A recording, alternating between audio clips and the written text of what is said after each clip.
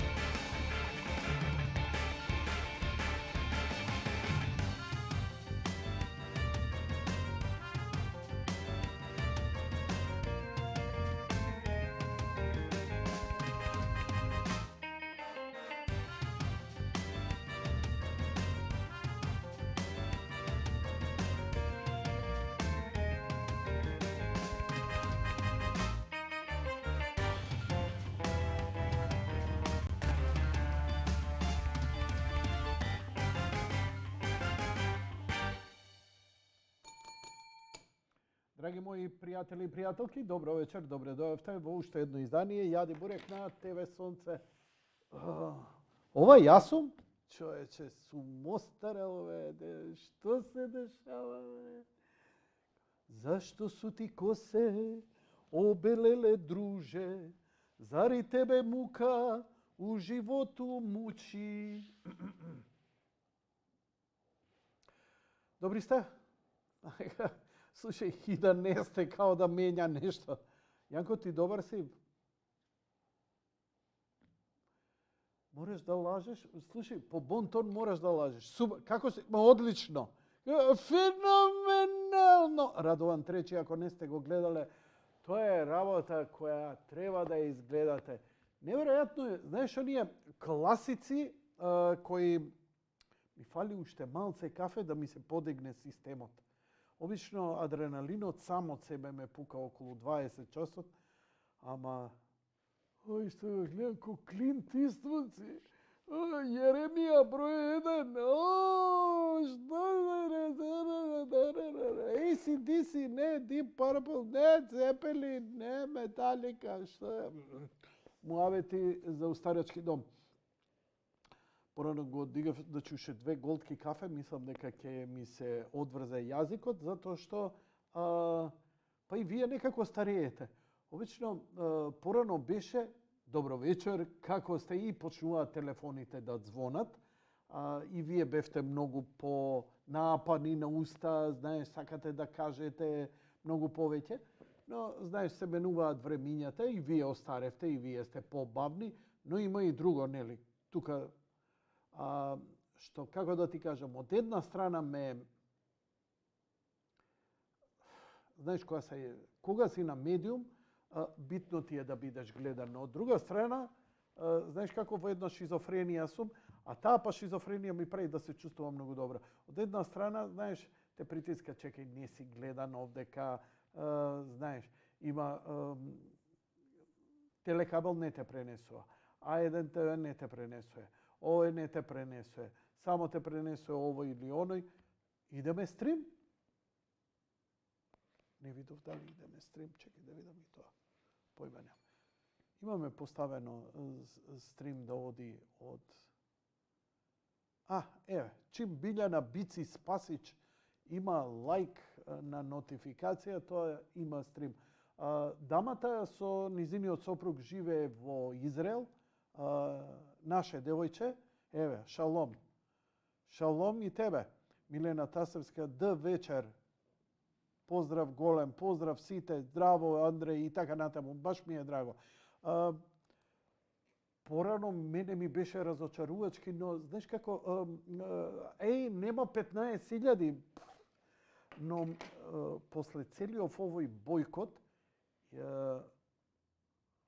што се случува, а знаете и вие зошто се случува, не морам да си терам некаков его трип сега да се правам, но има процеси во држава каде што Едноставно луѓе кои мене им сметаат, знаеш.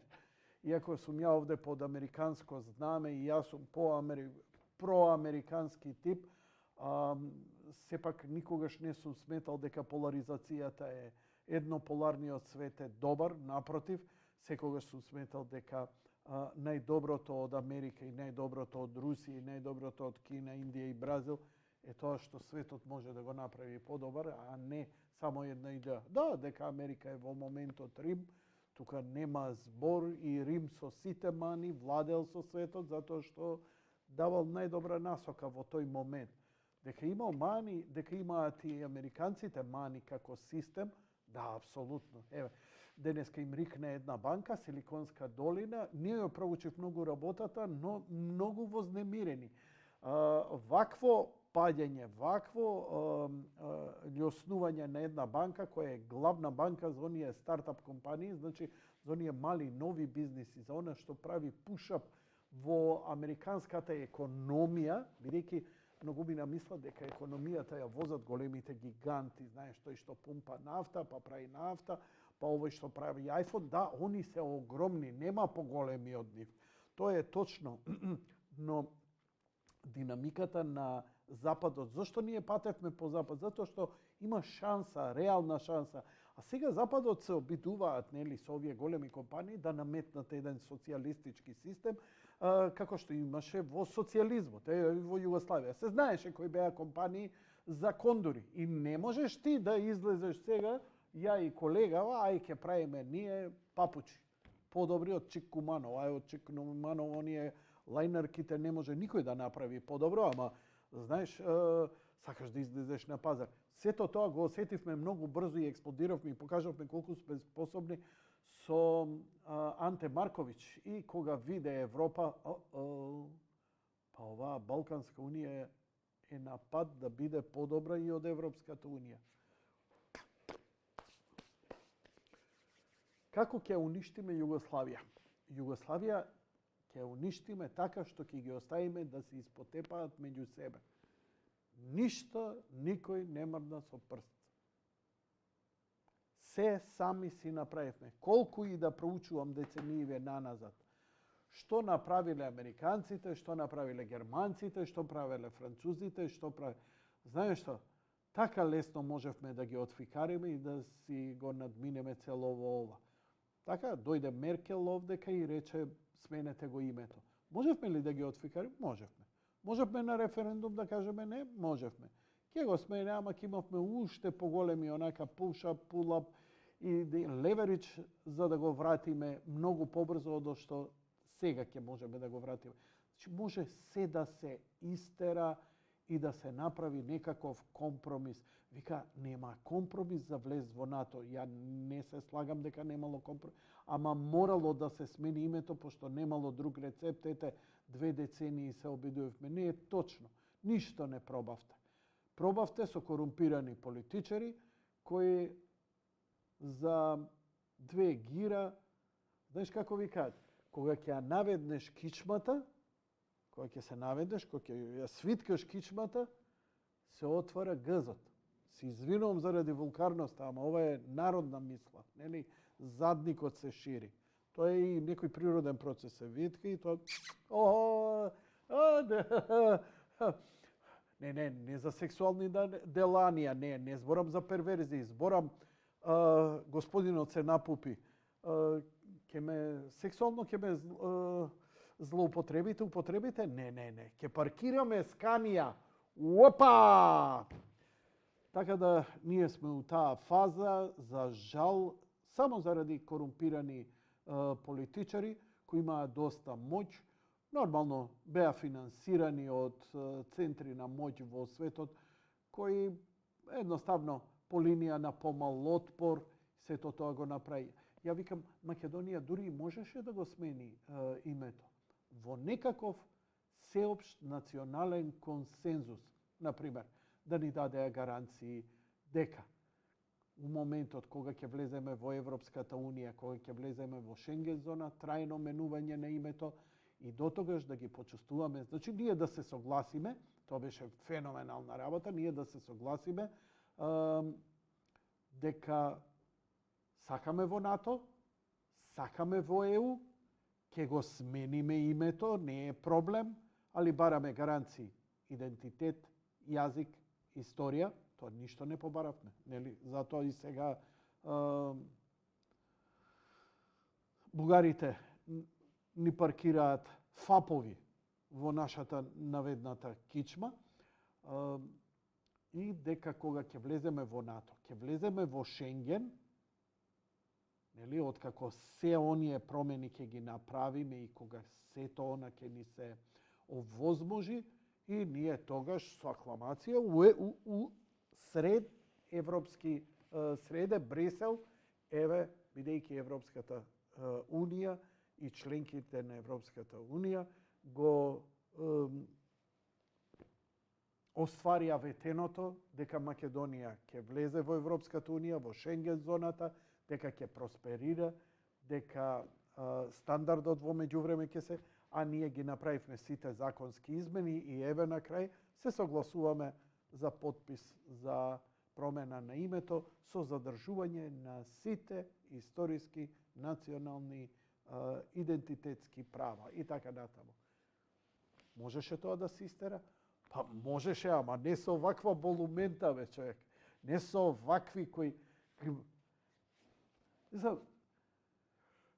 Јас сакам да збориме за корупција, сакам да збориме за насилство, сакам да збориме, еве, прошлата недела отворив тема за насилството и пукањето, нели? Имавме чиста екзекуција, класичен гангстерај во стилот на гангстерските групи во Њујорк 30-тите, 20-тите.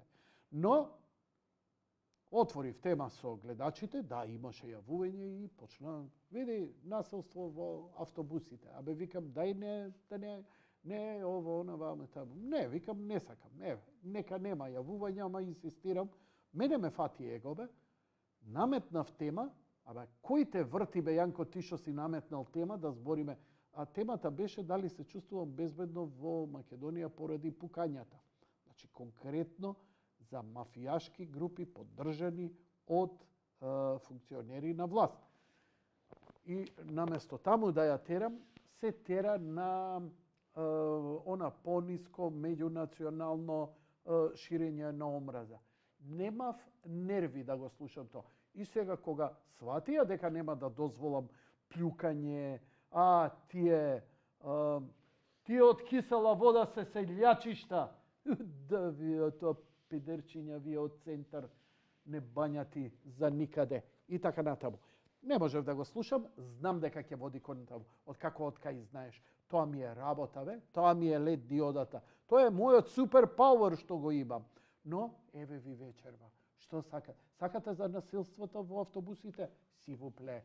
Мада сега нема да има, затоа што не може да го врзе со тоа што сакаше во моментот на тоа. Но, еве ви.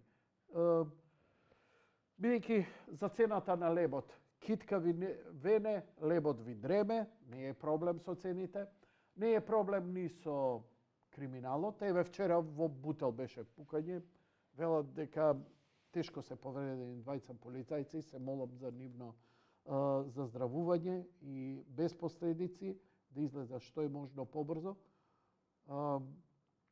Но она што стига до мене, некакви си информации дека имало ситуација каде што нашите врвни, најобучени професионалци не смееле да реагираат против бандити и ситуацијата ја споредуваат со пајакот и кутрата полицајка која го јадеше.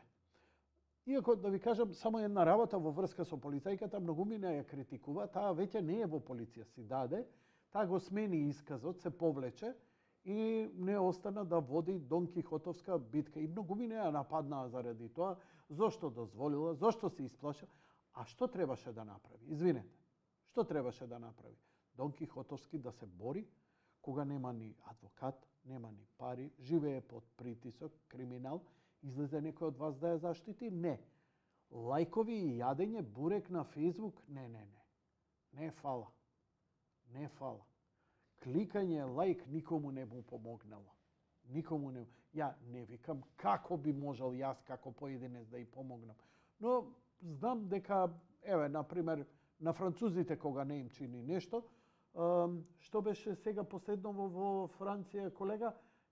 Нешто за платите или јавните предпријатија. Главниот град на Франција е затрубан со 6 до 7 милијади кубици смет или тони. А да не зборам кога на земјоделците нешто ќе им покачат некоја цена на гориво или на субвенција или на спуштат на млекото и така натаму, тогаш тајското ѓубре го истураат пред влада. Да не речам изметот од животните.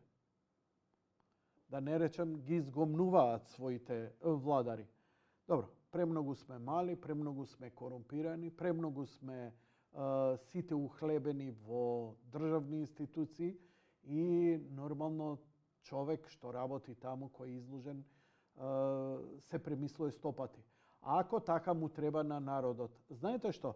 Народ кој е само на една плата, сега моето разбирање и моето неразбирање, колку и да се лутам на пасивноста на луѓето, еве еден мој пријател кој приватно работи, многу мачна и тешка, ама ја сака својата работа, приватна е, земјоделска е, и со пчеларство и стално ги шиканира оние другите. Што? Вака ви направи, па што се буните? Арно, малце ви е, така ви и треба. Во смисла на обратна психологија, затоа што ама ќутат, ама не се бунат, затоа што се вработени, партиски се вработени, партиите добро знаеја дека нема работа, дека е несигурен пазарот, дека не развивме. Ние сме единствена земја, ај сега на целиот криминал да ве подсетам. Ние сме единствена земја што им рекла на Ауди fuck off. Ние ги отфикаривме Ауди. Ауди сакаа да отворат фабрика. Сакаа Ауди да биде национално возило на Македонија. Зоран Иванов за време на владеењето на Бранко Црвенковски искача на прес и вика не, нам не ни треба Ауди. Не ни треба Ауди, ајде не паламуди, бидејќи Ауди не се труди да стави.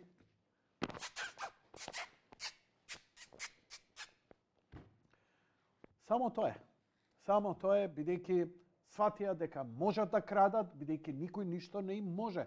А ако се побунат нешто странците, сакаш казино? Meine Herren, да, ја, казинен. Во Македонија има 275-6 казина. Не, вака се пие. Она иритирачко, кога иритирачката ситуација, а ти уште арогантен да ги доизиритираш и вака. Као, не те тангира, јас сум некој недопирлив за вас, она. Вие сте плебс.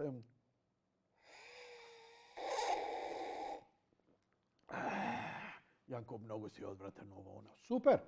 Ако јас сум ти проблемот за све у животот, а не овие што ти ги дигнаат цените, а не овие што оплячкаат државата, а не овие што ви ги помочаа децата од керамиди. Уште не сте свесни што им прават на вашите деца.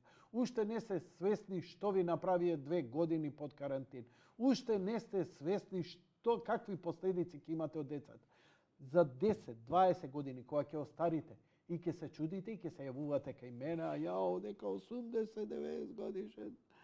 Повелете, јака, децава за никаде, а ја со љубов ги.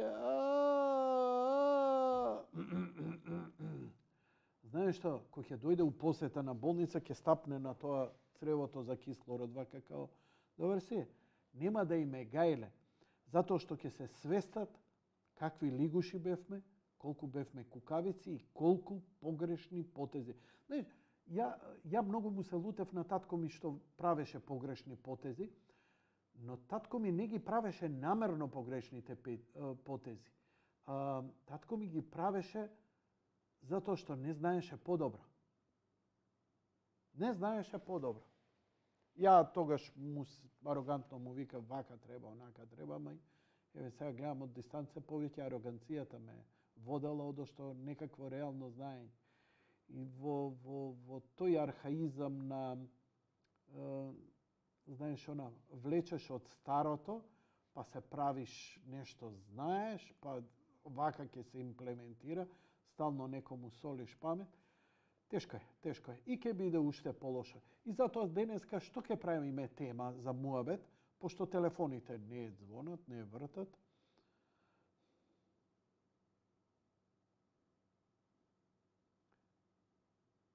Каква убава тишина и спокој е во телевизијава и студијаво.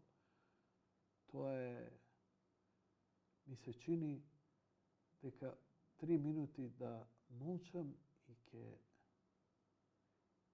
и ќе чујам шепот на звездите. Мислам, прекрасно е. Уживам. И едва и чекам некој да се јави. Прво, прашувам, зашто сакате да разговараме? Зашто би сакале да биде темата вечерва? Ако ме прашувате мене, бидејќи неќеме да збориме за цените, за криминалот, за безбедноста, за насилието, па и да збориме дали земјата е рамна. Шефе, рамна е земјата? Да.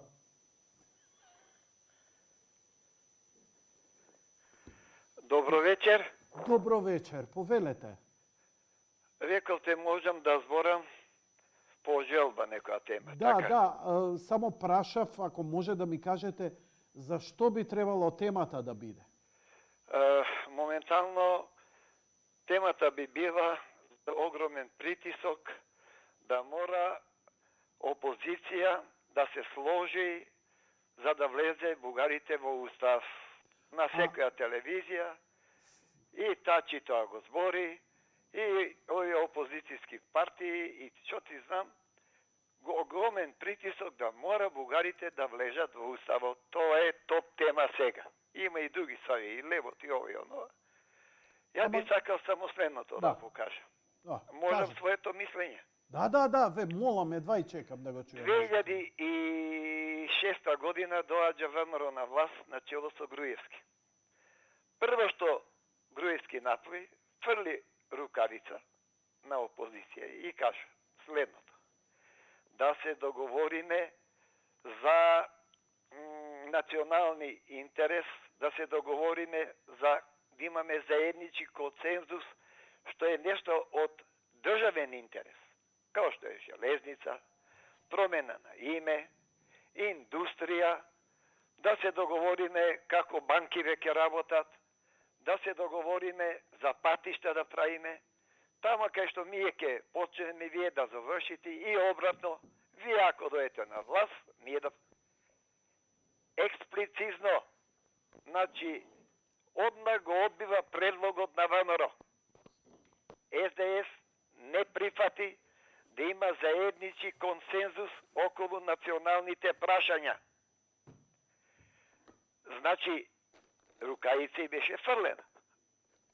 Сега, кога сменија се што сакава, име сменија, што ти знам, идентитет, историја, Александар Македонски, што ти знам, Скопје 2014, плукаат, а толку туристи у Скопје дојдова, бре, човече, толку пара донесова. Ама у уста и е Скопје 2014. Дали не слушаш, Јанко? Да, те слушам цело време. И сега, само мислам дека очиве се поубави одо што ја да бидам у кадар. Иначе те слушам цело време. Супер, одлично, значи имаме мене диалог, да ме гледаш не е пола монолог, сат. И кога ме слушаш и тоа е диалог, нели? И сега. Ама не можам да те гледам, вака очиве те гледаат. Како да те гледам? Ти ме гледаш, ја не те гледам, али те слушам. Да, ама затоа јас те гледам и имам поверење у вас.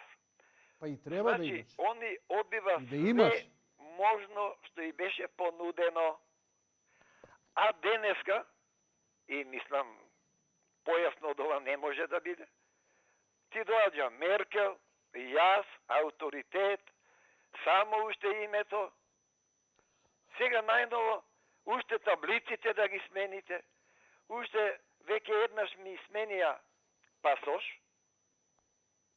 Сега постојано треба пасошот да го менјавам. Лични документи, возачка дозвола, лична карта, што ти знам, банкарски сметки, све живо и диво. И овој наш народ не гледа што се случува. И сега, знае зашто? Као стар скопјанец, татко ми кажал многу ствари. Мајка ми у тоа време работела во Монопол. И кога дошла на работа са бајле, што да види, некој ја вика, имал татко ми евреин другар. И он бил исто притворен во кругот на Монопол. И како ја тоа да го заборавам? Вика, лепа те молам, оди, гледај, кажи му на Васе, на татко ми, некако да ме извлече. Не можел да го извлече. Врати ми кадар у студио. И сега што станува? И сега бугарите не признаваат дека биле фашисти.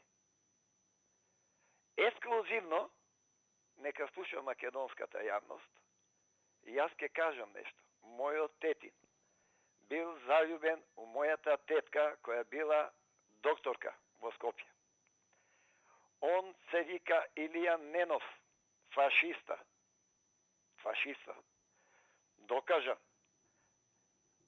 Али со партизаните во Македонија бил договор да ги екстрадираат во Бугарија. Тетин ми е екстрадиран, Илија Ненов, по име и презиме, екстрадиран во Бугарија и таму е осуден 20 години затвор. А зошто бил екстрадиран? Па договорот меѓу партизаните во Македонија и бугарите, тамо преврат, влегуваат руски трупи. Бугарија ослободена од русите. Не те разбирам, али добро, окей, А извини. зашто не ме разбирате? Добро, извини. Значи, не се екзекутирани, не е стрелан тетин ми, него е екстрадиран во Бугарија, тамо да му судат. Добро. И тамо ослужува 20 години робија. Добро. И со тетин ми, од кога поминаа 20 години, се сретав у Австрија со него. Се видов со него. Он беше окорел фашиста. И како можам ја сето тоа да го заборавам ја сега? Не речем, не, бугарите биле, што ти знам, само, што ти знам, како они што викаат, како да речам сега, они викаат дека администратори биле. Ја не знам како да ги нарачам. Администратори? Така нарече ги. Ама кој ги викнал овде да ми биде он мене администратор? Кој? Ние сме ги викнале? Па виделе дека не иде работата и очо не сакаат, дошле да помогнат. Да. Сега да ти кажам искрено што ми се деси. И овој случај е многу интересантен. Случајно Верувам дека е најинтересантен. Евреин еден, се викаше Гедеон. Случајно се упознаваме у центар. Станам недобри пријатели и тој Гедеон доаѓаше и ке мене дома одека. И станаме така, шетаме по планини со него, многу му се свиѓаа планините во Македонија. И меѓу останалото во еден момент мене ме прашува. Еве, многу добри луѓе сте вие македонците. Абе, што да ти кажам? Само едно не разбирам.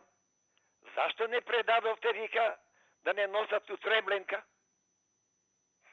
Замисли, човеков такво прашање ми поставува и мене. Па да, има таа верзија дека што треба да се изврти, дека во суштина ние сме ги предале, а бугарите само ги спакувале. Ама тоа дека евреите во суштина ние сме ги предале, сме дале кој каде живее, кој е евреин и така натаму. Тоа е една теза сега што се врти, до сега не беше, почна откако, нели, дојде овие на власти, ја тера таа теза дека ние македонците сме го де факто виновни за екзодусот и холокаустот на евреите од Македонија, а еврејската заедница ја не сум чул да се произнесе на таа тема и така си остануваат работите ни на небо, ни на земја. Не Рашела Мизрахи си каже убаво. Рашела е Рашела. Рашела е жена и пол. Јас зборам официјален став на Телавив, на еврејската заедница и на Симон Визентал институтот кој ги прогонуваше фашистите. Да, ама добро, јас добро, нешто добро. му одговорив Извини. Ај заборави шо реков. Те молам ти продолжи, ме инспирираш некои интересни работи кажеш, ама заборави, не е битно шо кажав ја. Кажи си ти. Мојот пријател. А иначе он живееше од тоа време во Јерусалим. Јас се Гедеон да се разбереме. Власта ние тогаш не сме ја имале македонците. Не сме ја имале. Бугарите биле овдека. Како можеме ние да екстрадираме? Например, татко ми рече, толку таква тајност се држала вечерта кога они се сите приведени, а претходно имале звезди, морале да носат таа Давидова звезда, морале да ја носат они. Вика, ја би можел бар 20 души, мој другарчиња, еврејчиња можев да спасам. У таква тајност вечерта тоа го направиле. Дали ме разбираш? Значи, евреите се едноставно жртвовано јагње. Точно е. Морам да ти кажам и тоа, Јане. Они, бугарските евреи не ги предале. Во Бугарија што биле. Ама на рачун на наш грб овдека. Они ги на Хитлер така му објасниле, ете ние пративне, а уствари ги пратиле само од Македонија, не од Бугарија. И сега тука они водат политика, ми објаснуваат, меѓу фала Богу, татко ми кажел, па јас сум човек 77 години и ја памтам некои ствари. Татко ми беше кондураđи у центар на Скопје, имаше дуќан тука кај владата и така натака. Па, например, знам, еднаш ти кажував тебе, ако се сетиш, го зимаат на 20 години војник во Риека, на италијанска граница, горе. Како се зовеш, младичу? Васе Антовски. Не. Васа Антич. Доваѓаат бугарите, остужуе 2 години, го носат Враца. Враца е на Дунав, горе, румунска граница. Како се казваш, момче? Васе Антовски. Не. Васил Антов. Шо ти е поентата? Го знаеме ова? Шо е поентата? Поентата да ти кажам дека никогаш не сме биле еден народ, него секогаш сме биле слуги, секогаш сме биле подкусурувани меѓу големите сили. Тоа е Фала ти многу. Фала ти многу. Добра поента е со овие објаснувања.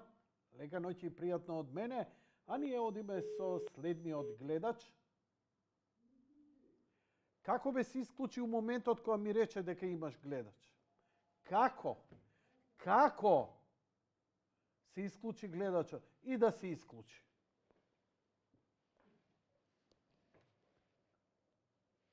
Ама не да.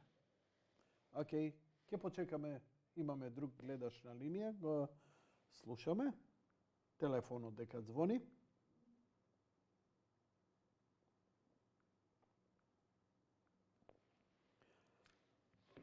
Ја и натаму сум за тема дали земјата е рамна, ама еве да не ви се мешам у штипките, може да зборите и за криминал, и за корупција, и за цени, и за Бугарија, и за Франција, Германија, Австрија, Украина, Русија, Кина, Америка. Мислам дека е најбитно дали земјата е рамна или не. Тоа кога ќе го решиме, после све е лесно.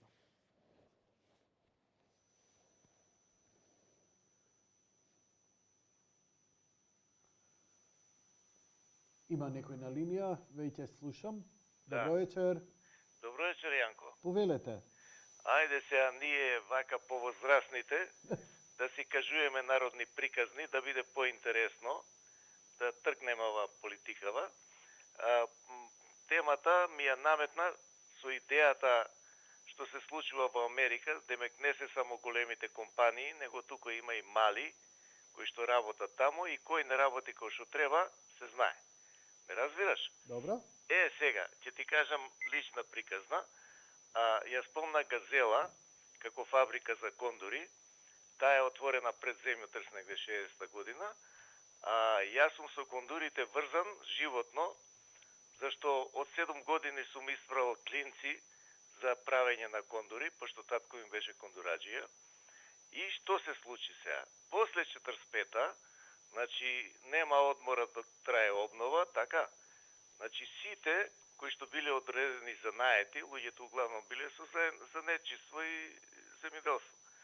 И вика, сите текстилци во Кузман Питу, сите бравари во завод Тито, сите кондураджи во колектив, пази, јас сум пред тебе малци генерација, и вика, првата фабрика за кондури е во колектив, кој што беше сместен под Мустафа Пашина џамија, која гледаш од чаршија. Таму има еден простор што беше коплас на времето, а таму беше колектив фабрика за кондури. И сите кондураджи таму, рачна изработка. И тогаш уште имало мерила, што сега ги нема. Значи вика, работите на тоа понкот напред, на колената, и треба да направиш еден пар кондури на ден, за да земеш плата од 2000 денари. А директорот имал 4000 денари. И татко ми, мој Бог да опрости, као што беше левак, сите правеле по еден пар, он правил по 2 пара кондури на ден. Разбираш? Од 45-та до 60-та година. Се додека колектив функционираше на рачна изработка на кондури. И затоа, кога директорот ќе земал 4000, он зимал повеќе од него. Значи, И никој не се бунел, знаеш? Чекај малце. Ајде. Фабриката се вика колектив. Колектив.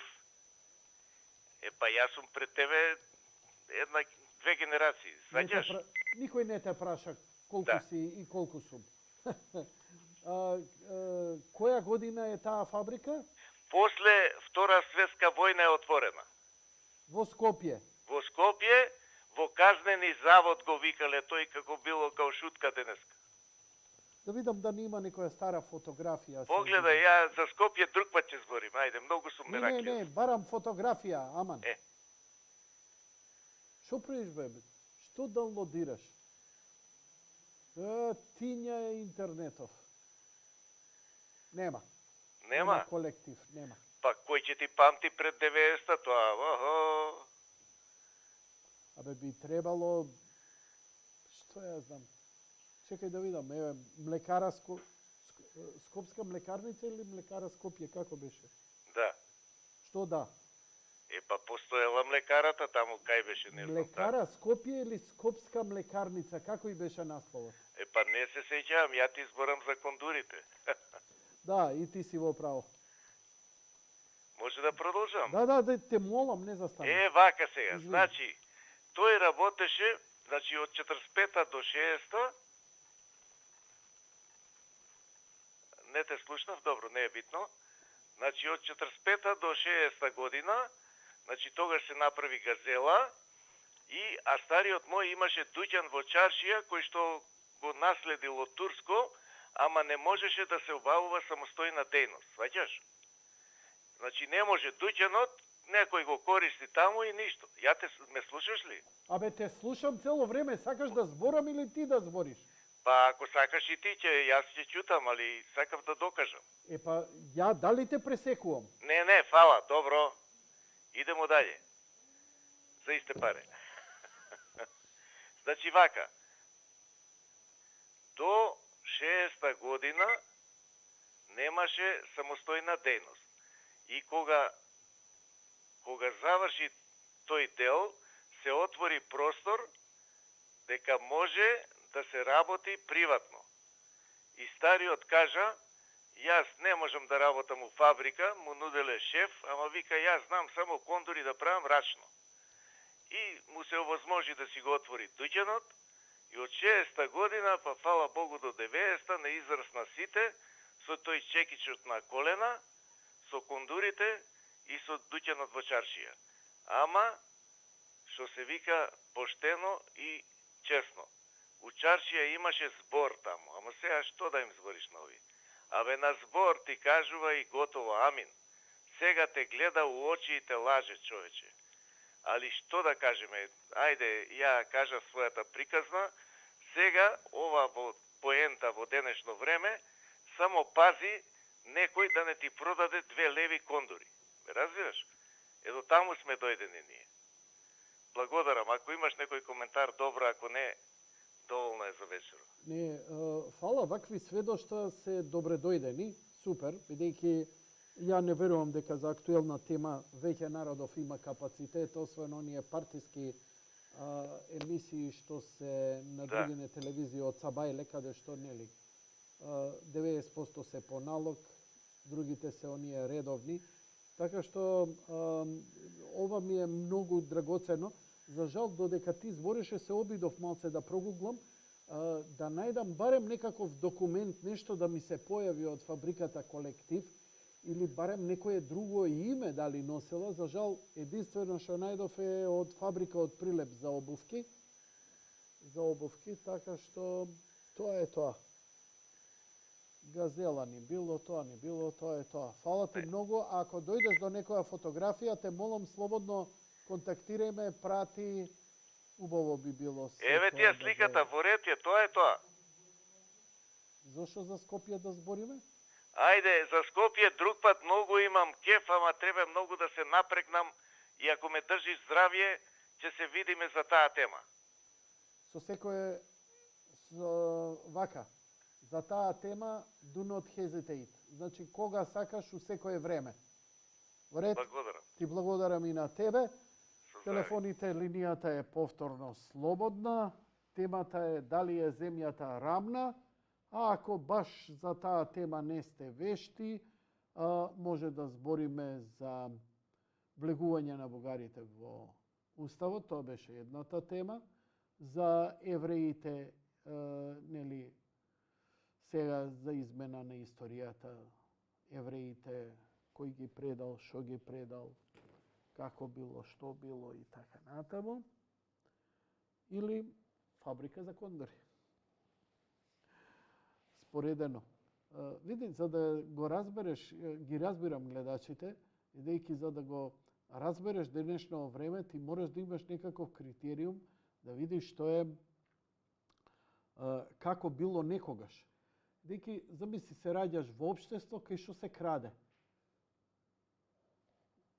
Здраво, здраво. Како се викаш мали, така и така. Добре дојде во земјата крадедонија.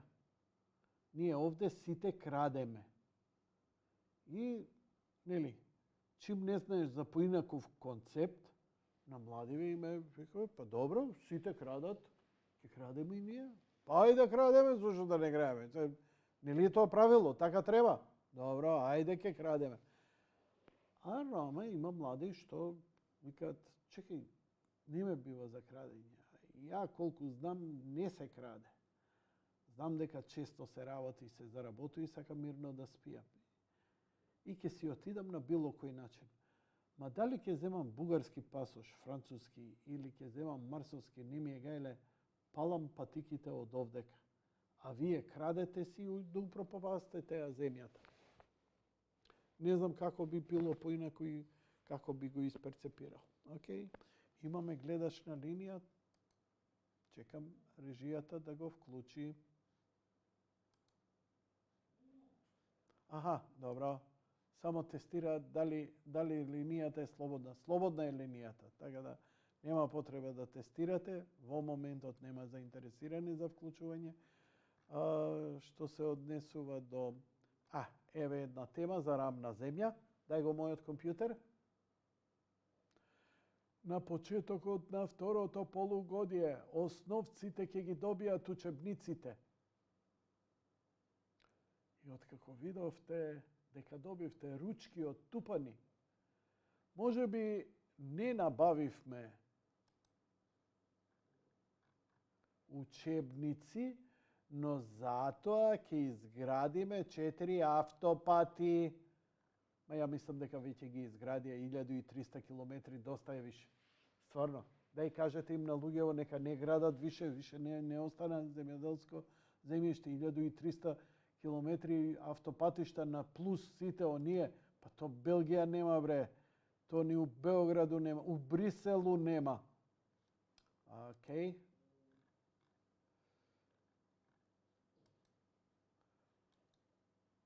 Одиме со рамна земја или гледач? Како ти е ситуација?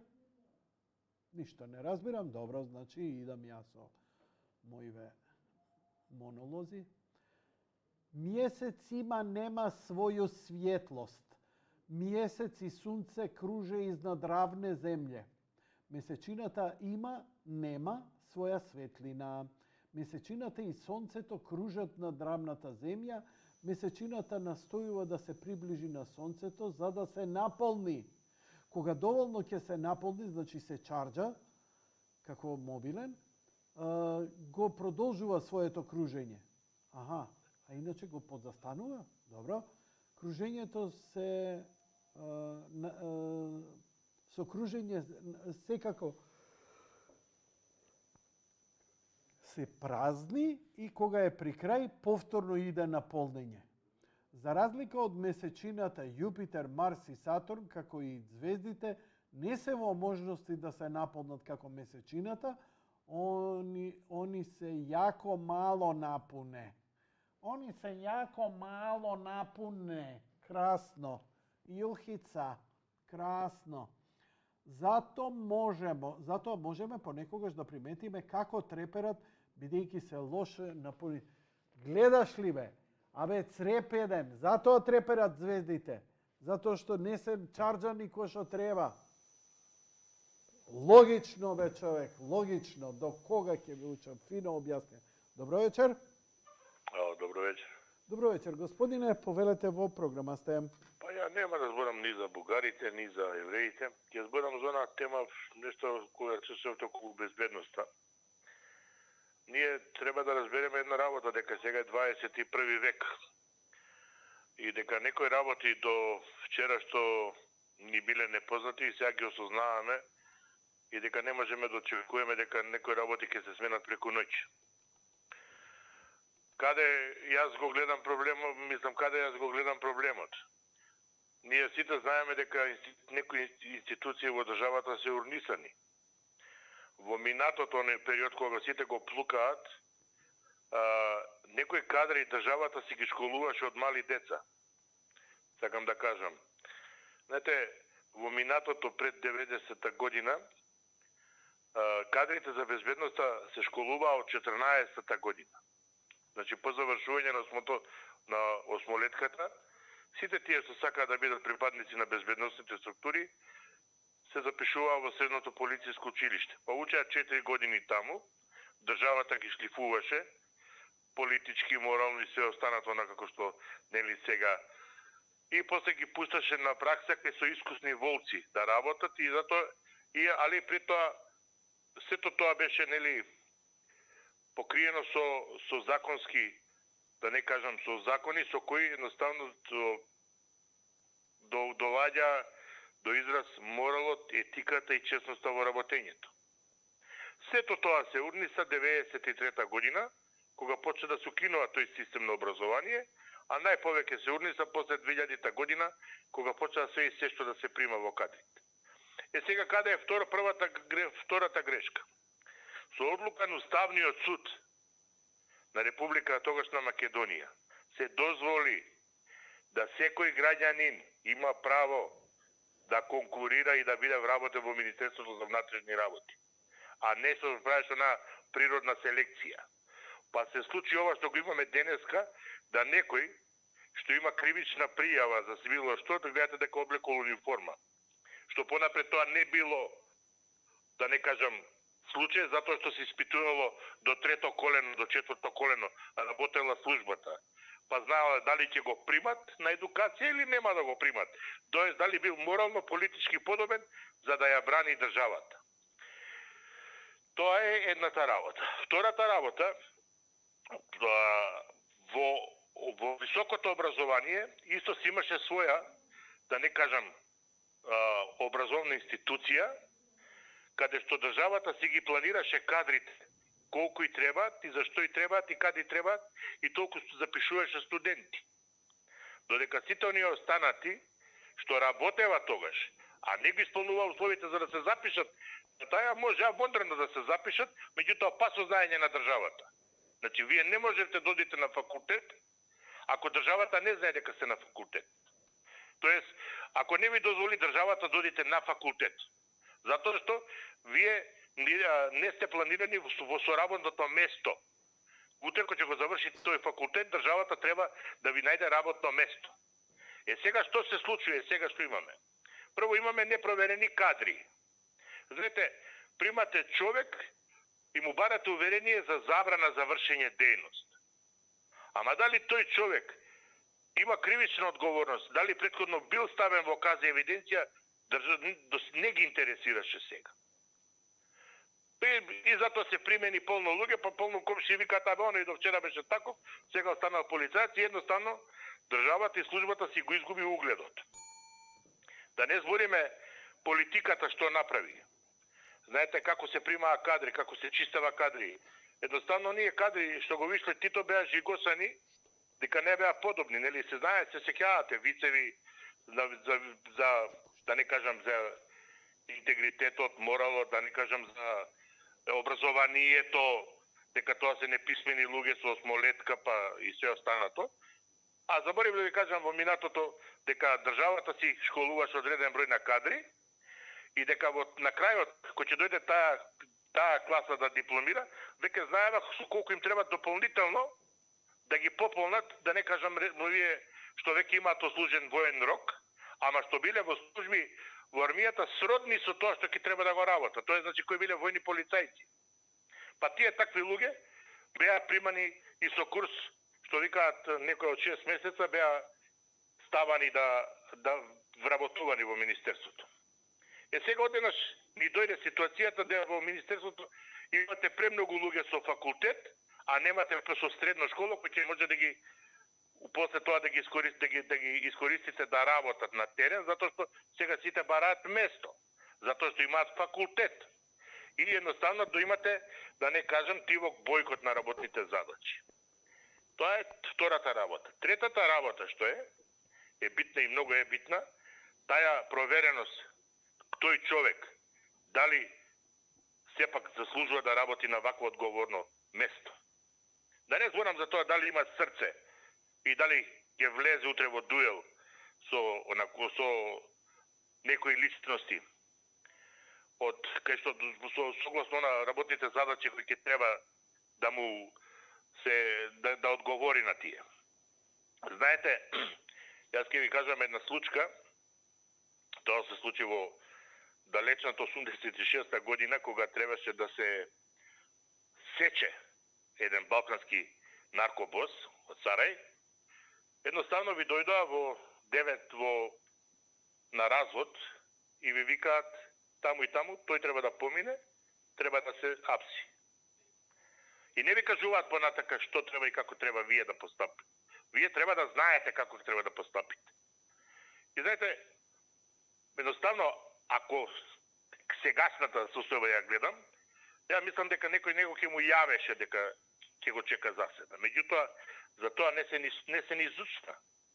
Не се ни слушта никој. Момент само. Кажи. Значи, кажавте една битна работа. 90% од акциите на нашите професионалци кои се ја знаат работата им пропаѓаат заради тоа што го рековте, Вела. Некој ќе ги исцинкари. Ама јас пазете, ја не го кажам ни листвам топла вода. Самите се сведоци дека кога ќе слушате некое соопштение, ме чуди како од институција, јавно обвинителство, каде што се слеваат сите податоци и каде што истрагата треба да биде тајна, вас ви течат информации. Земете го последниот случај со, да не кажам, новинарот од Доказ, или овој како се вика сега што го судат за накото. Како може да се случи истражителка да соработува со новинар? Со кој, пазете, таквите, и сега вие барате да тајност во работењето. Кога вас нешто ви тече како швајцарско сирење. Кажете ми, ете, пример еден, најдете ми, пред 93-та година, било со кој новинари, кога протекла информација за нешто големо. Или што се работело, или што ќе се работи, или што се сработи. Меѓутоа, тука настана проблем, 99-та година, кога се провалија, да не кажам, сите оние, сите, буквално, кога се отворија досијата, што рекој некој што се крсти дека направи голема работа, со тоа што ги отворил досијата на соработниците на службата. Меѓутоа, во тие архиви, со тие архиви, се растури соработничката мрежа на Министерството за внатрешни работи. Сега Министерството нема соработници. Прво, за да купите вие добра информација, вие нема кој да ви ја сервира сега. Кој? Некои работи се канализираат така да веќе вие со граѓаните немате соработка, сем со тоа што вие граѓаните го гледате како предмет за казна, а не го гледате како човек на кој ќе треба да му помогнете и таа се наруши таа соработка. Граѓанин полицај. Многу добра поента. Знаеш, имаше сега кој ќе каже до 90-та година, допред да ја криминализираме полицијата или злоупотребиме, не е криминализирана полицијата, туку е злоупотребена, токму со вакви деланија. Ние многу добро памтиме, малце постарите, многу добро памтиме дека со едно фичо 3, 4, 5 и 6 двајца полицајци држеа под контрола 5-6 села, приградски населби околу Скопје. И човек ќе се праша, зар беа они супер моćни, зар беа толку силни или насилни? Не. Токму ова, вие што го кажувате, дека имале комуникација со граѓаните. И сега викаш, па добро, и да имале комуникација со граѓаните, што со тоа? Навремено добивале информации. И ако се припремало или подготвувало нешто поголемо, тогаш настапувало пола армија ќе ја дигне, ќе дојде, така да полицијата имала грб, силен грб. Не, друго, пазите, проблемот беше друг е проблемот. Довербата што има граѓаните кон тогашните припадници на Министерството, они знаева дека сето тоа што ќе се каже немаше шанси некој друг да го дознае. Да. Дека нема да те пуштат низ вода. Дека нема пајакот, нема да се удриш ти од пајакот кој ќе те прегази 3-4 пати. Да, меѓутоа, пазите, тоа е проблемот. 99-та кога се провалија тие оперативни, да не кажам, евиденции, граѓаните се исплаши едноставно затоа што секој тие што не требаше да дозна. Знаете ли кој е понижувачка работа да дојдете во ресторан и кога ќе чуете како некој до вас на масата се фали на познат скопски криминалец каде работи. Вика ја работам таму и таму. И јас си викам седиме така и се гледаме со пријатели и викаме сега ти пиши нешто и гледа господјата како ќе сервира. Дали ме разбирате што сакам да кажам? Апсолутно ве разбирам, извини, ја малце ја исчешив. Ако сака државата да ги среди некои работи... Пак мислам дека сме тука некаде. Граѓаните ја изгубија точно довербата во полицијата. Губењето на довербата губи податоци. Па затоа криминалци ние колку пати американци специјалци дојдоа тука да гонат криминалци за шверц на марихуана. Човече, шверц за марихуана низ Македонија. Ама, види, ако останеше стариот систем на регрутација на кадри, добро? Ја ви гарантирам дека тие такви циркузи немаше да се случуваат.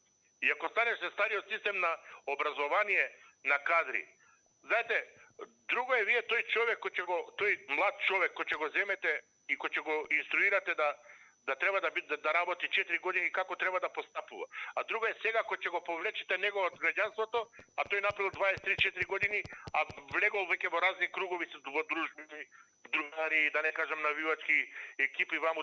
Нас не се случувало да ова мора да го објавам, а тоа е да наш човек биде припадник на навивачка група со која ние на 2013 или 12 година доаѓаме осудени за нарушен ЈРМ на спортска утакмица. А тој е во првите редови на навивачката група, а работи во Министерството. Кај го имало тоа напред? Сакам да кажам каде го имало да ми каже некој. Од тие причини ја мислам дека селекцијата е многу битна. И периодот за во ваква ситуација сега како што се наоѓаме каде што видете не е лесно да се справувате вие со големите криминалци во државата. И не може да очекувате дека овие дека таа борба лесно се води. Вие мора да имате специјална посебни да не кажам луѓе за тие работи. Проверени, а посебно проверени од да не кажам стручност, храброст, кои ќе знаат да влезат во огона. И најбитната работа е заштитата на информациите кога ќе се почне со акцијата. Не може вас да ви се случи да ви почне акцијата и да ви пропадне акцијата само затоа што идете на утка. А сведоци сме дека баре е по мене, као онака како што сум ги гледал некои работи, дека се случиле 3-4, можеби 3-4 акции, се утка само затоа што пропаднали или се погрешно средени. Не можете јавното обвинителство да би биде швајцарско сирење, сите информации се кај него. А од кај него искачаат налозите за пошто тако е сега поставен системот без знаење на судот, вие не можете да ни додите да сработите нешто да правите препаднели сега устав, па закони почитување, па претреси, па тие нели без налог од суд не можете да влезете во куќа, има таму како го направија тоа демократски, а понатаму беше упеца добрутро за уши, ај со здравје. Налог, каков налог? Налог ти кажам ја тебе, налог ќе да сум таму. А сега не, сега ќе ми бара налог дека да. А при тоа не се информирани граѓани дека може ти без налог денеска да им влезат во станот. Али погрешната информација на сите правници што кажуваат, забораваат дека има таму една запирка во кој случаи може и без налог. Ама ете таа едукација, таа таква работа прави да вие немате. Молам? Молам? Во МВР работевте. Да, во МВР. Добро. До 2015, сега сум се пензионер. Нас пензионерите поише не боли душата за ова што го гледаме како се случува сега во државата и во службата. Не само тоа, него пример добро е како сведоштво, бидејќи овие емисии ќе останат на YouTube за секогаш, за да се потсети некој каков бил системот и зошто тој систем бил стабилен. Значи, на страна политичките или тоталитаристичките аспекти, то морало да има добар систем врз што се базирал. Вие рековте, начин на селекција, селектирање на информации, тајност на информациите и се ова се добри аспекти, па мислам дека најбитната работа е едукацијата.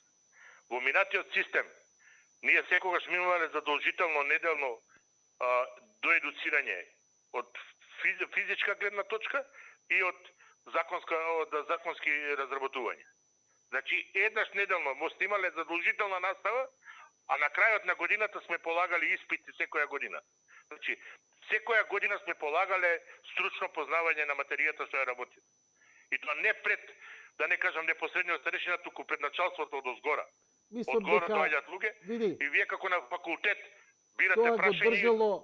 Тоа го држало нивото, но системот е на страна. Значи можел да се надградува системот интелектуално, за да можат луѓето да влегуваат во посложени операции и така натаму. И тоа е Да. Толку ајде дека збора други. Ајде пријатно.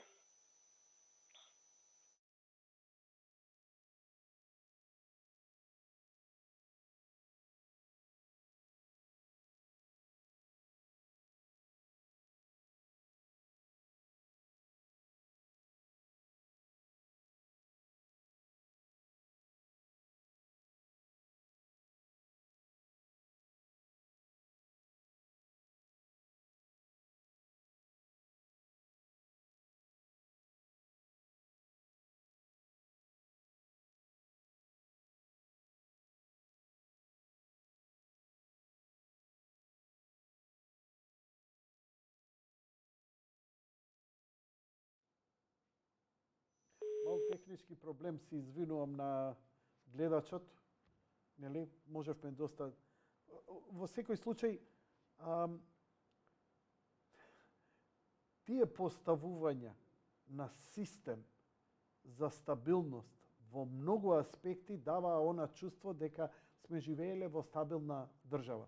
Нема врска тоа со Тито или со Колишевски, тоа народот си го правел и знаел што прават, затоа што, нели, доаѓале, да речеме, и покрај сите мани доаѓале луѓе кои, не знам, ако треба за градежниство, архитект ќе биде, а ако треба за полиција ќе биде човек со високо стручно образование. Ако треба да биде министер за здравство, ќе биде човек со огромно искуство и познавање, а не најлошиот лекар или најлошиот здравствен работник, само затоа што е, не знам, ние градоначалник ставаме, не знам, алкохоличар кој врска нема ни со град, ни со менаџирање, ни со све.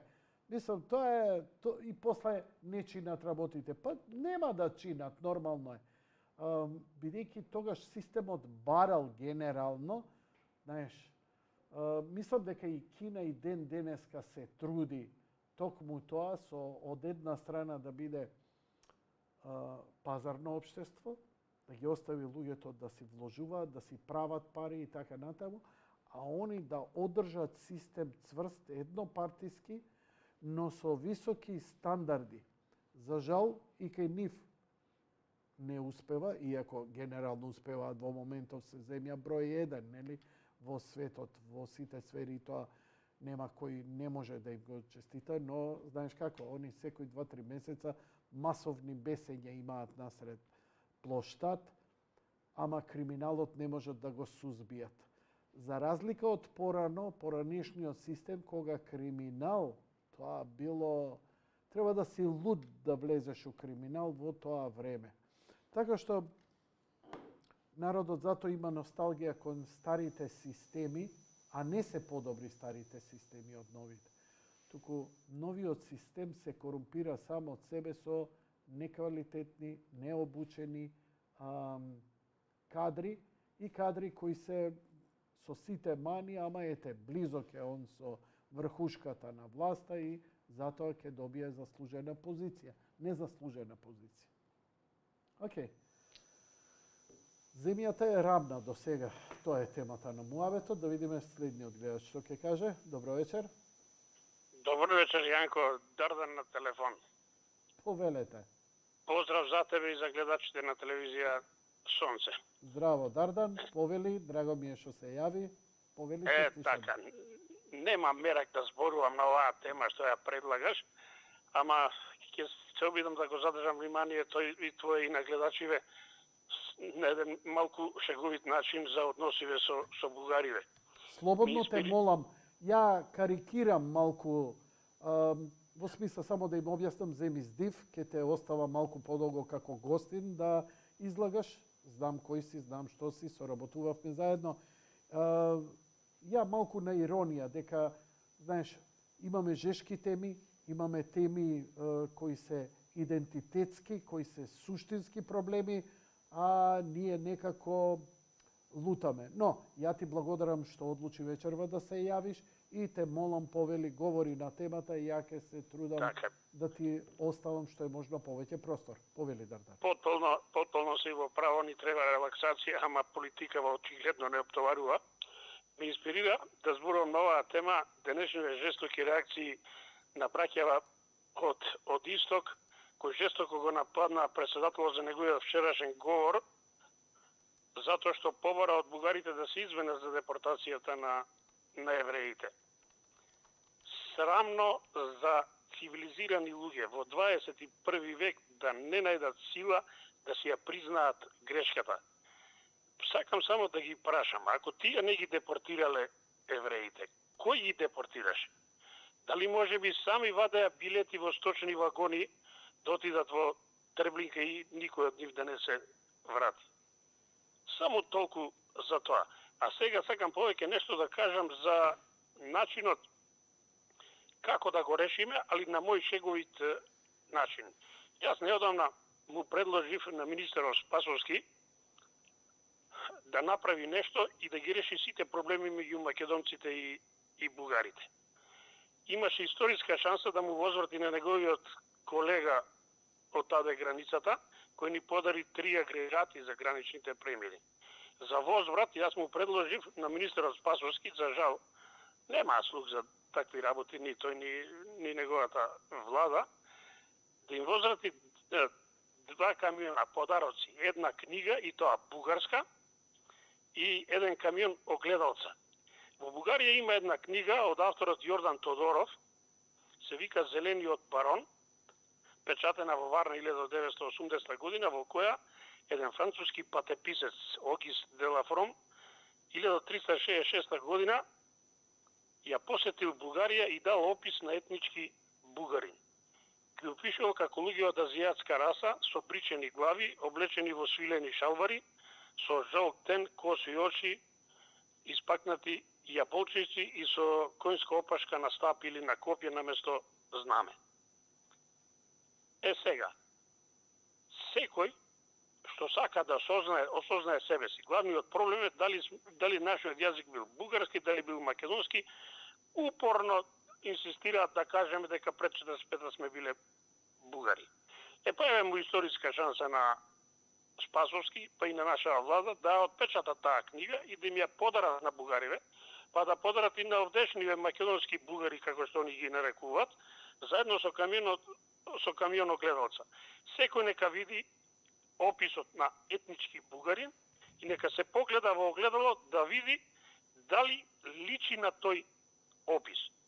И на малите деца им е јасно дека мнозинското население и во Бугарија и во Македонија не одговара на овој опис. Не се азијатски народ, не се жолта раса, него мнозинството се припадници на белата раса. Тоа се античките македонци, мизи, тракијци и лири. Нема, ако тоа го направи нашата влада, и ако секој бугарин, па и секој наш македонски бугарин, па и македонец, ја прочита книгава и се погледа во огледало, ќе знае дали е бугарин или е македонец. Ќе им олесни одговорот да си го дадат, ќе им олесни и фактот што средновековните автори, како Винко Прибоевиќ, например, живеел во Италија, иначе од Сквар, 1532 година објавил книга во Венеција за потеклото и згодите на словените, во кој што вели дека тракијците и лирите и мизите се македонци. Не затоа што биле поробени и асимилирани од македонците, туку затоа што нивниот јазик, култура и обичаи се македонски. Еве можност на бугариве да се осознаат, да се спознаат, без да се караат со нас, без да се расправаат, без да не притискаат, без да не уценуваат, условуваат и вето да ни ставаат. Правото на самоидентификација припаѓа на секој човек, па и на нив. Еве, нека се погледаат во огледало, нека почитаат книгата и нека кажат дали се припадници на жолтата раса или на староселците македонците. Ако тоа го направат, нема да ни треба ни договор за добрососедство, нема да ни треба ни протоколи, ни преговарачки рамки, нити историски комисии. Проблемот за 5 минути ќе биде решен. Мислам дека бев јасен. Дардан, повеќе од јасен, очекував дека можеби ќе бидеш поопширен. Нема грешка, кажи, на оваа тема може да зборуваме колку сакаш. Да. Ја треба да направам една промена некоја во емисија и ги одложувам сите мои интервјуа додека тоа не се случи, за да фатам еден нов циклус. Би било добро да дојдеш во студио кај мене, да одржиш едно предавање, бидејќи сега се знаеш, Дардан, заглавуваме во она. Добро, окей, они тврдоглаво стојат на тие позиции, ние си стоиме на нашите позиции кои знаеме дека се исправни, но статус кво ситуацијата никому не оди во прилог и како да се надмине. Така што ми беше интересно ова што ти конкретно нешто предлагаш, но би требало малце подетално и да се образложи и да се, нели, како што секогаш бива и еден историски контекст. Зошто е ако тоа? Ако дозволиш? Да, повели? вака ако дозволиш, Да. ова ќе биде во интерес и на македонскиот народ, значи и за нив и за нас. Мислам дека ние имаме грешими едните и другите, што не донесовме вистински луѓе на вистинските места, кои што ќе го решат овој проблем, а не да се замајуваат сами себе и да работат да се стават во служба на туги интереси. Нити бугарите работат во свој интерес, нити ние македонците работиме во свој интерес. Ова се туги интереси. И нивната политика и нашава. Тие не сваќаат дека стратешки партнер на Западот не се ни бугарите, ни србите, ни грците. Стратешки партнери се албанците. Бугарите мислат дека се во сојуз со албанците, меѓутоа не е ова времето од 41-44. Амбициите на албанците веќе не се до Групчин. Им пораснаа многу повеќе. Не се ни до Делчева, него отидува до Црно море. Знаеш како се гледа тоа? Тие го ставија на хартија ова. Досега учеа дека се потомци на илирите, а сега во учебници внесоа дека се потомци на илирите и тракијците. Ама Тракија е до Црно море.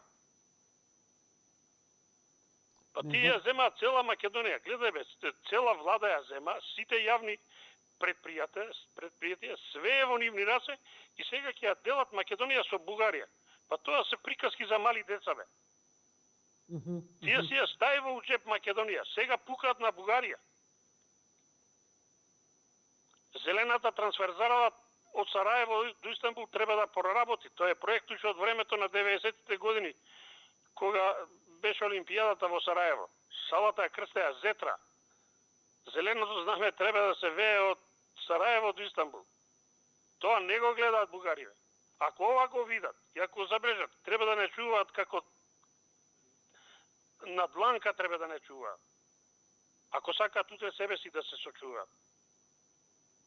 А ја мислам дека има здрави луѓе во Бугарија, има и овде. Не се сите бугари злобни, не ни мислат лошо. Лоши се политиките. И тоа е трагедијата, и наша и нивна. Дардан?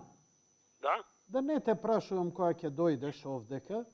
Се надевам у наредниве месеци ќе направиме еден... Со задоволство, Јанко, кога ќе изрази желба, знаеш тука ли сум. што е прашањето мое? Бидејќи нели сите тврдат дека бугарите и македонците се различни народи. Ја имам па спротивно чувство, моето е интуитивно, не е ни научно, ни историско и така натаму, дека ние и тоа како сме еден ист народ и дека сме и едните и другите македонци. Што мислиш ти за ова? Ќе ти потврдам веднаш, со две раце ти потврдам дека си потпуно во право. Најлошата работа, ние имаме расправа сами со себе, не со бугарите. Епа, еве ти доказ, сакаш доказ? Да? Колку сакаш? Каде е Каракачанов? Не знам каде е. Каде е оној циркузантот, телевизискиот шоутел што составуваше влада? Исчезна од политичка сцена, така? Добро. Тие беа најголеми гласноговорници за бришење на македонците, македонскиот јазик и македонскиот идентитет. Знаеш кој ги избриша од политичка сцена? Кој? Нема ги веќе во парламентот. Ги избриша македонците во Бугарија, кои што не сакаат кавги со своите браќа од овде. Па не ги гласа, затоа ги нема више на политичката сцена. Политиката е едно, меѓутоа народот не сака кавга меѓу двата народи. Па, еве, низ првиот дел ти кажав дека сите сме ние припадници на белата раса. Бугарите се турко-монголи. Колку истории сакаш да ти цитирам, во кои што сами бугарите тврдат. 10 истории ќе ти цитирам, во кои тврдат дека се турко-монголи. Дека нивниот јазик е турко-монголски. Има песни на турко-монголски јазик бугарски. Има предавања во училиште за учење на бугарскиот јазик. Еден збор од него не разбираат. Тие сами кажуваат дека се бугари, дошле, го наметнали името Бугарија и бугари, а земале словенски јазик. Проблемот е што не кажуваат кој словенски јазик го земале. Ако кажат кој словенски јазик го земале и кој јазик денес го зборуваат, проблемот ќе биде завршен. Ќе спаднеме сите македонци. И ти си 100% во право. Но оваа тема има докази, знаеш колку? Ја не можам да зборам за докази. Ќе извадиме Киндер и Хилгеман, Атлас на светската историја. Да. Да? Бидејќи Дардан, ја што сум имал, тоа е моја семејна, интимна, лична, пријателска комуникација со луѓе во Бугарија и секогаш сум имал чувство како да зборам со народ кој е многу поблизок, ми е многу поблизок од што барем тој некој ментален склоп во таа смисла. Ја се ги сапам, ја имам Хрватска, ја имам роднини, први братучеди имам во Хрватска, Хрватите ми се, но имам кумашини во Србија, сум живеел во Србија, сето тоа ми е блиску. Многу малце контакти имам со бугарите, но во Бугарија кога ќе отидам, како да не сум отишол од Македонија. А децава мои, кои никогаш не учеле ни бугарски ништо, едноставно, зборам кога помали беа, комуникацијата, ја седев и не можев да верувам, вака ги гледам се играат, викам, добро бе, све се разбирате? Да. И тоа е доста интересно што на интуитивно ниво ние сме многу поблиски, дека уште полошо ја кажува оваа работа, дека добро, Дардан, како беше она, дека нема поголем антимакедонец од родениот македонец. Или она нема вече турка од потурице, како што викаат србите. Така. Дардан, ти благодарам за јавувањето, интересно. Благодарам и на тебе на трпението. Не, напротив. Нема зошто. Лека ноќ. Све најубаво, поздрав. Поздрав. Ке се договориме во иднина, во наредниве месеци за едно вакво гостување, бидејќи многу добри гости имав, кои ја образложува зошто па бугарите инсистираат на ова. Што е нивниот проблем да ја прифатат реалноста и така натаму. Но од друга страна, најмалку може да се говори и најмалку има како да се надмине се во ова. Бидејќи ова е апореа. А апореата не гуши нас, не ги гуши нив, а и гуши некои пакли после со Дамоклов. Овој Дамоклов меч ке го употребуваме како Александар да го сечеме Гордиевиот јазол. Ама сечење на јазол наместо одвртување е болно. Нагло и болно. Гледате, кога ние не собравме сила и елита да го разреши јазичниот проблем, за да го надминеме, дојдоа насилно и ни пуштија. Кого ни пуштија? Луѓе кои буквално, како што викаше првиот гледаш, ние имаме проблем тотално некадарни луѓе и некадарен човек кој е спремен на било што, локален трговец, бизнис, run like company, ја заврши таа работа за некој други. Мене ме плаши дека и тоа ќе ни се случи. Имаме гледаш на линија? Ало, добро вечер. Океј, вие ќе бидете последниот за вечерва. Добро вечер, повелете во програма сте. Се вака, господин Јанко. Се е добро, меѓутоа што значи средбата на Вучич со косовскиот председател во Охрид? Тоа значи дека Охрид го ставаме на листата на предавници затоа што почнувајќи од растурањето на Југославија, подпишувањето на рамковниот договор и денеска пак нешто што се случи околу Македонија. Што? Овдека ова средба што е со Вучич и Курти. Добро, ајде, кажете што тоа треба да значи и така натаму.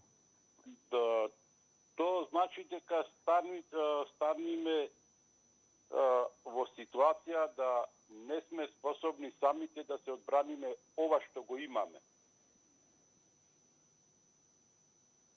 Се наметнува од страна на Европската Унија и Америка. И све се ќути што може да биде понатака.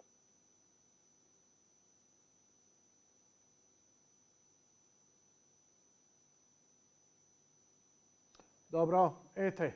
Ви благодарам за јавувањето и ние се заќутевме. Мислев дека ќе биде малце подетално образложение.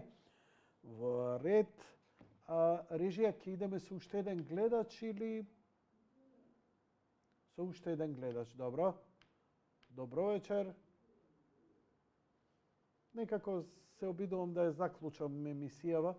Неочекувано многу јавување имав. Ама рамна земја е интересна тема, нели? If you catch my drift.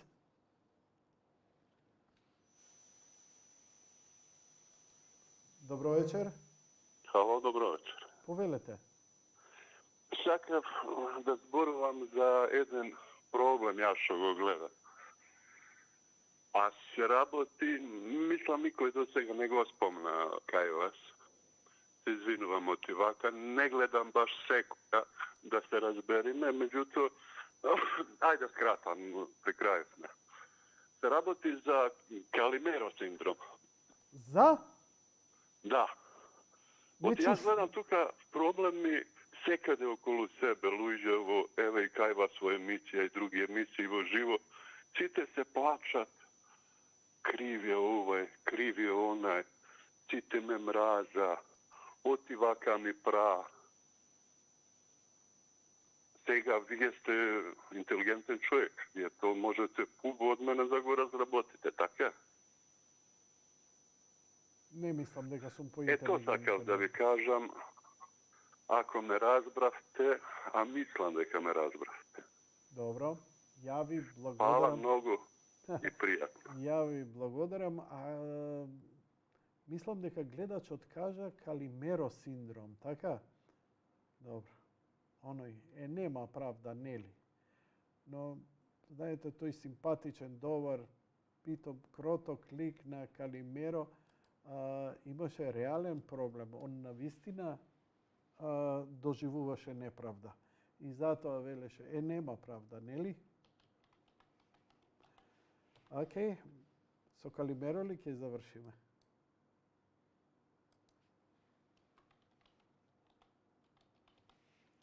Режија, ќе завршиме со Калимеро? Со Калимеро.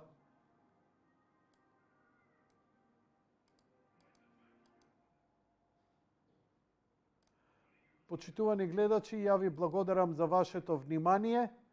Бидете поздравени. Лека ноќ и пријатно. Им се извинувам на сите што им ветив гостување, им ветив на многу луѓе, многу телефони. Малце ми е тешко да ја соберам екипата, треба да направиме една естетска промена. Мене ми е битна, затоа што сакам новиот циклус да го означам и со новиот циклус да ги викнам гостите. Мислев дека тоа ќе успеам вечерва, среда, но премногу долго трае, некако губам надеж, но оставам, кревам раце, што сака нека биде, тоа е тоа. Во вакви услови толку можам и ништо, требаше одамна да ја завршам последната сезона и веќе требаше да почнем со нова сезона. Овие 20 години јади бурек одамна немаат никаква функција, ние сме веќе во 23-та година, но ете, ајде, се надам дека ќе биде се во ред, па до крајов на неделава можеби ќе успеам таа една мала козметичка трансформација која е небитна за вас, ама за мене е важна, за да го фатам новиот циклус, за некоја логика, бидејќи такви мали работи ми се потребни за да можам да одржам. Многу е тешко темпо, секоја вечер, 120 минути, малце и поскратено, ама секој ден, за разлика од мои колеги еднаш неделно, еднаш месечно. Многу е фраерски тогаш со цели екипи. Ова е на мене, со мои подготовки или моја импровизација и затоа има толку многу грешки, многу киксеви, затоа има толку многу его, мое, рационални и нерационални потези, но да го нема сето тоа, ја нема ни да функционира. Нема правда? Нема правда. Еве ви го Калимеро. Калимеро, бранител на природата.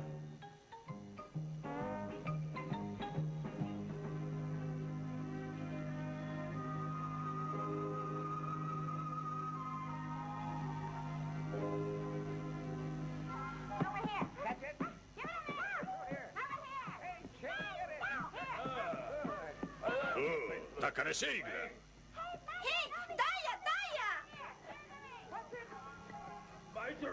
Нищожници!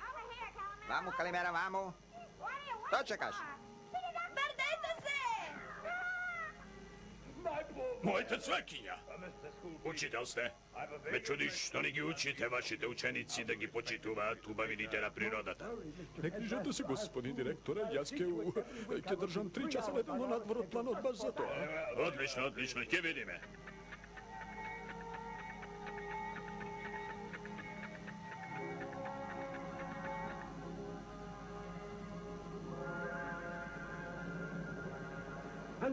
Слушнете ме, ќе поминете 3 часа во нашата природа, во нашата убава природа. Ќе потрошам 3 часа да ве убедам да ја целите природата. Од сега ни еден мој ученик не ќе смее да и наштети на природата. Бидејќи најнежната мала тревка, па и растреперениот зелен лист од најсилното дрво може да страда како вие и јас од сите рани болести. Вашите нежни срца нека ги слушаат тагувањата на природата и нека ја бранат. Одете, деца, и надополнете го вашето знаење. Учителот има право. Кудрата природа колку лоши нешта и прават. Кога само би можела болна да викне, би дошол да ја спаса. Каква е оваа врева? О, кудрото дрво, запрете! Зар не знаете дека и најмалата тревка и најсилното дрво може да страда како вие и јас кога сме болни? Како тоа? Размислете, вие со вашата секира го повредувате срцето на дрвото. Помислете на рани, тоа мора да е страшно. Помислете на кудрото дрво што го ранувате, а тоа не може ни да викне, ни да плаче. Сигурен си? Мислиш дека дрвото навистина страда? Сигурен сум. И не страда само ова, туку сите дрвја. Тие се поврзани меѓу себе. Тие не заштитуваат од дождот, ти даваат плодови, а кога е жешко ни прават сенка.